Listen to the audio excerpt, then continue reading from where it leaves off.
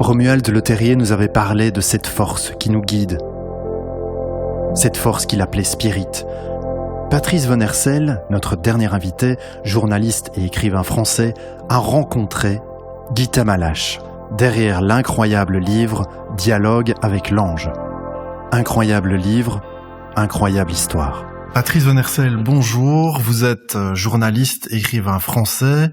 Vous êtes né le 30 janvier 1949 et vous êtes un enfant aimé avec 5 frères et sœurs. Votre scolarité se déroule au lycée Manjaïn à Marrakech, successeur du collège de Marrakech, qui ne permettait pas de préparer le baccalauréat et qui s'installera durant votre scolarité dans une ancienne caserne, la caserne Lamy, annexe devenant le lycée Victor Hugo.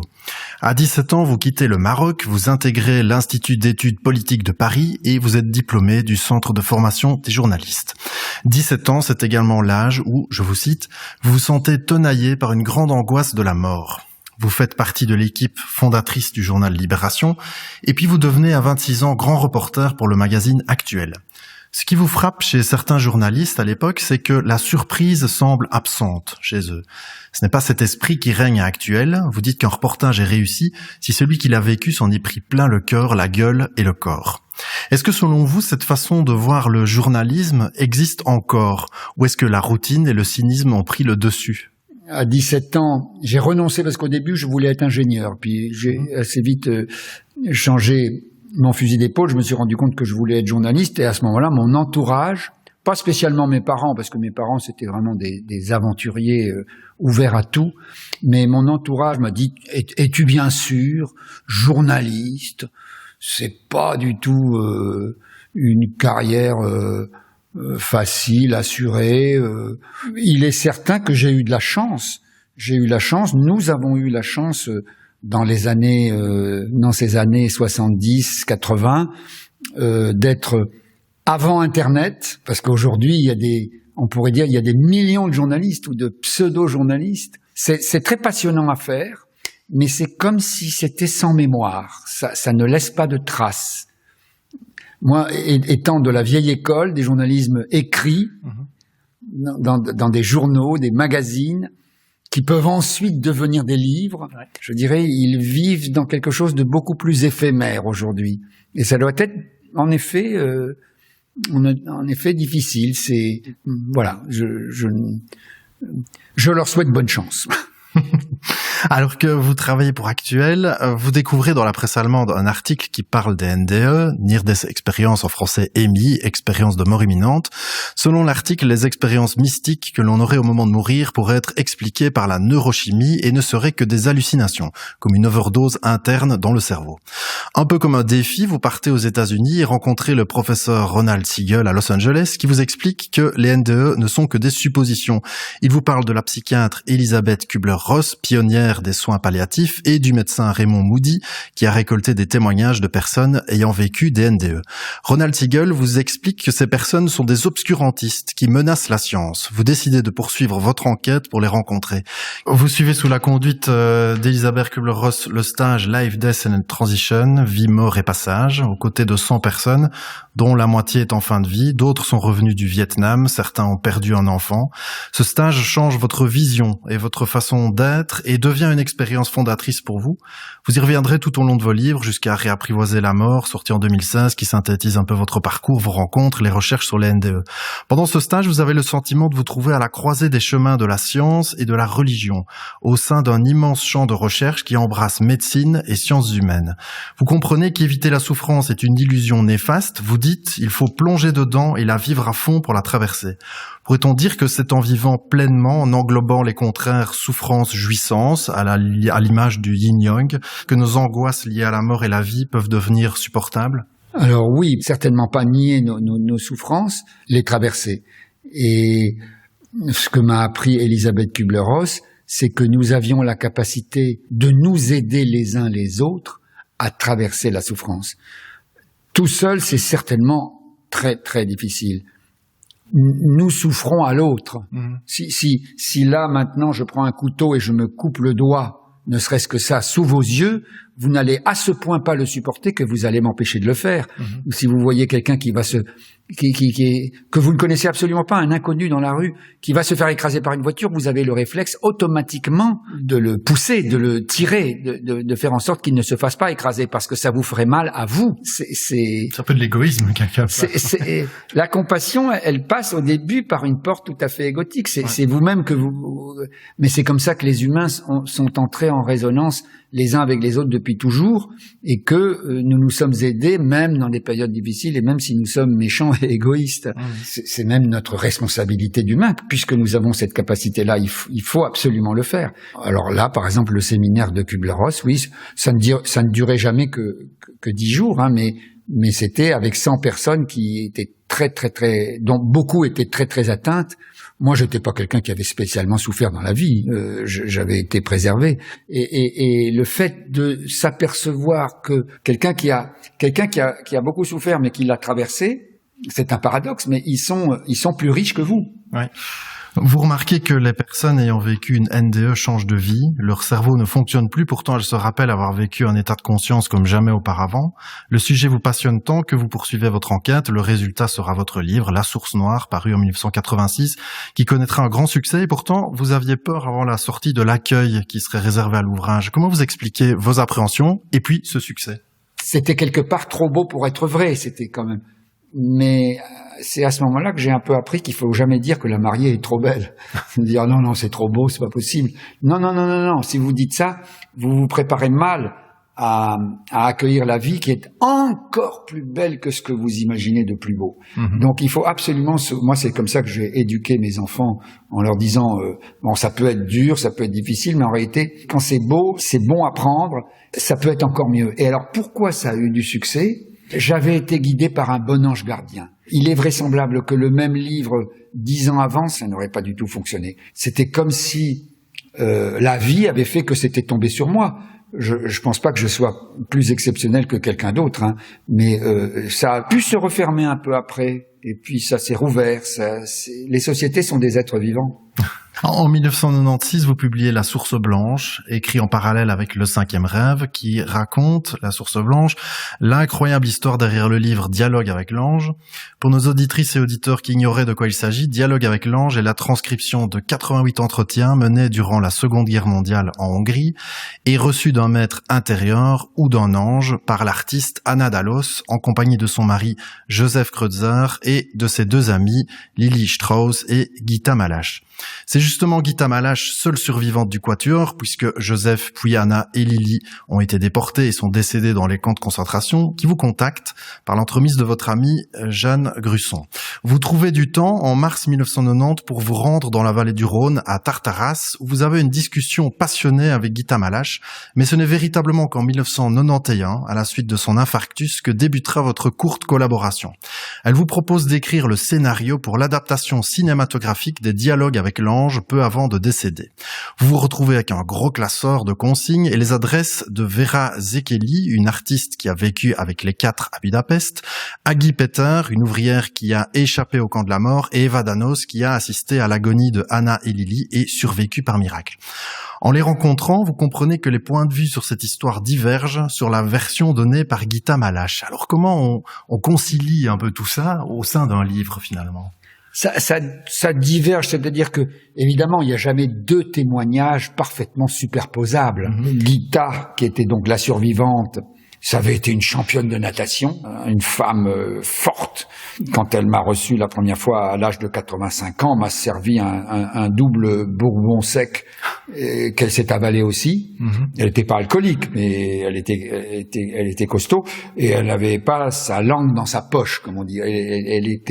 Elle pouvait être rude, et donc c'est pas tout à fait inattendu que d'autres personnes pouvaient avoir des points de vue légèrement différents du sien, mais sur le fond, imaginez ceci. Donc ce sont essentiellement des juifs. Ils sont pris comme dans une cocotte minute dans la Hongrie, parce que les nazis, au début, l'emportent partout. La pression est terrifiante, les camps de la mort mettent en place leur système fou, et les Juifs de Hongrie sont épargnés. Pourquoi ? ils sont fiers, les Magyars, ils sont fiers et ils ne veulent pas donner leurs juifs aux germaniques, parce que ce sont leurs juifs. Et à la limite, s'il faut les tuer, ils les tueront eux-mêmes, ils ne veulent pas. Et il y a des actes antisémites, mais dans l'ensemble, les 750 000 juifs de Hongrie vont rester vivants presque jusqu'à la fin, c'est horrible, et jusqu'au printemps 44. Gita, qui elle n'est pas juive, Gita Malache, si elle s'en sort, c'est parce qu'elle n'est pas juive. Et elle n'est non seulement pas juive, mais elle est la fille d'un général de l'armée blanche qui avait combattu les bolcheviks. Donc, elle arrive à s'en sortir et elle essaye de faire fuir Hanna et Lili. Et fuir leur était devenu impensable. Et on a su, grâce notamment à Eva, celle dont Gita à la fin m'avait laissé les coordonnées, qui était, elle a été déportée, mais par miracle, elle s'en était sortie, et elle a pu témoigner de ce que Hanna et Lili ont fait quand elles étaient déportées au camp, dans différents camps. Mais elles se sont comportées de manière admirable. Elles arrivaient à soutenir des tas de femmes, et, sauf qu'à la fin, Hanna est devenue folle. Elle a perdu la raison. Ouais. Et donc, oui, Gita Malache me demande de raconter cette histoire. Elle m'en a parlé pendant, quand même, on s'est vu pendant 1 an à peu près. Je descendais la voir tous les mois. J'ai dû la voir une dizaine de fois, interviewée pendant des heures. Et puis un jour, elle m'a dit, ben voilà, tu en sais assez. Et moi, j'avais pas du tout l'impression d'en savoir assez. Et elle me dit, si, tu en sais assez. Et puis 1 mois plus tard, elle était morte. Elle avait complètement... C'était incroyable comment elle avait vu les choses. Elle m'avait dit qu'elle était restée sur cette terre pour régler cette question du scénario du film. J'ai reçu son faire-part qu'elle avait écrit elle-même. Ça commençait par « Adieu ». Adieu en 2 mots. Adieu, bon travail. Et à ce moment-là, moi j'essaye d'écrire, mais j'y arrive pas parce qu'il me manquait trop d'éléments et je croyais qu'il fallait que j'écrive un scénario, donc ça marche pas. Et puis je demande de l'inspiration et je fais un rêve et je fais un cauchemar horrible. Je fais un cauchemar où je découpe un enfant en morceaux et je le découpe en toute froideur et je me réveille en poussant un hurlement en pleine nuit. Et donc je me suis dit bon bah alors qu'est-ce qu'on veut me dire? Je l'ai interprété comme ça, que j'étais en train de découper cette histoire en morceaux comme un enfant qu'on démembre et que il fallait que je change complètement de route et j'ai écrit cette nuit-là un tout petit texte très en tout petit, le plus petit possible, où j'ai écrit moi je ne suis qu'un journaliste, je ne peux pas faire autre chose que raconter et donc je vais vous raconter. La Source Blanche, c'est finalement devenu un livre où je raconte ce que m'avait dit Gita Malache et je raconte voilà, je peux pas rentrer dans la fiction. Je suis obligé de rester accroché au réel. Et là, pour faire un roman historique en quelque sorte sur cette histoire, ça m'aurait demandé de trop inventer, de trop broder. Et moi, je suis pas fait pour ça. Il y a d'autres gens qui sont très bons dans ce domaine. Ouais. Et chacun, j'ai eu de la chance parce que j'ai eu de la chance de me retrouver avec un travail qui me convient, qui est ce pourquoi je semble avoir été fait. Et moi, donc, j'ai écrit un livre qui pourrait éventuellement servir de base de données ouais. Pour quelqu'un qui voudrait faire un scénario. C'est ça, ouais. Mais après, puisqu'on est devenus amis avec Juliette Binoche, dont les dialogues avec l'ange étaient le livre de chevet, et puis on a essayé de trouver quelqu'un qui pourrait mener à bien cette opération. Ça n'a pas, pour le moment, pas été le cas, que ça soit producteur, réalisateur, scénariste, etc. Pourtant, elle était bien placée. Ouais. Mais visiblement, la chose n'était pas mûre. Dans votre livre, vous expliquez par l'intermédiaire de Dominique Raoul Duval, la première éditrice des Dialogues, vous découvrez l'existence d'une psychanalyste hongroise juive qui a vécu la guerre à Budapest et qui aurait observé plusieurs phénomènes similaires à celui des Dialogues. Dans une atmosphère sursaturée d'angoisse, des inspirations de style prophétique auraient jailli comme échappé, vous l'avez dit, d'une cocotte minute psychologique. Est-ce que sous une forte pression, des âmes éveillées ou partiellement éveillées pourraient se mettre à raisonner avec quelque chose qui les dépasse, vous pensez ? C'est ça. Ce qui est terrible, c'est que cette psychanalyste dont vous venez de parler à l'instant, quand j'ai appris qu'elle avait dit ça, qu'elle avait dit mais des phénomènes comme les dialogues avec l'ange, il y en a eu plusieurs en Hongrie, enfin particulièrement à Budapest, à ce moment-là, j'ai absolument voulu la rencontrer en disant ah bon mais et puis elle était décédée. Elle était décédée. C'est arrivé quelques fois comme ça que j'arrive trop tard. Ouais. Pourquoi ne pas l'imaginer? En effet, il se trouve que le groupe qui avait été animé par Anna Daloche et Joseph Kreutzer, et donc ils avaient toute une école. Joseph, il était plutôt dans la fabrication de meubles, mais Hanna, elle, était vraiment graphiste, comme Gita. Et dans cette école, Hanna, peu à peu, dans les années, ça avait commencé à la fin des années 20 et toutes les années 30, elle animait son atelier avec une sorte de philosophie, c'est-à-dire que il y avait des conversations. Et puis Hanna n'était pas n'importe qui, elle était la fille de juifs pas du tout pratiquants, mais très cultivés.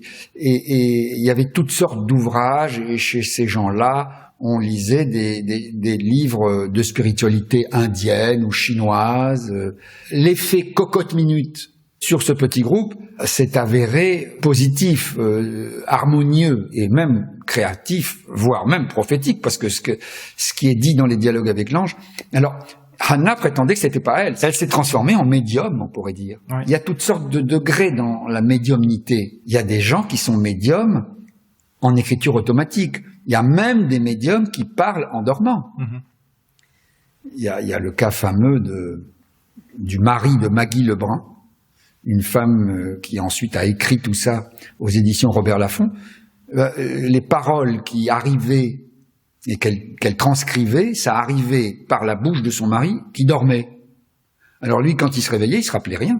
Et puis vous allez jusqu'à Wolfgang Amadeus Mozart. Il est parfaitement là, il est présent, il est très éveillé, mais la chose lui vient. Et il est obligé de dire ça vient des anges.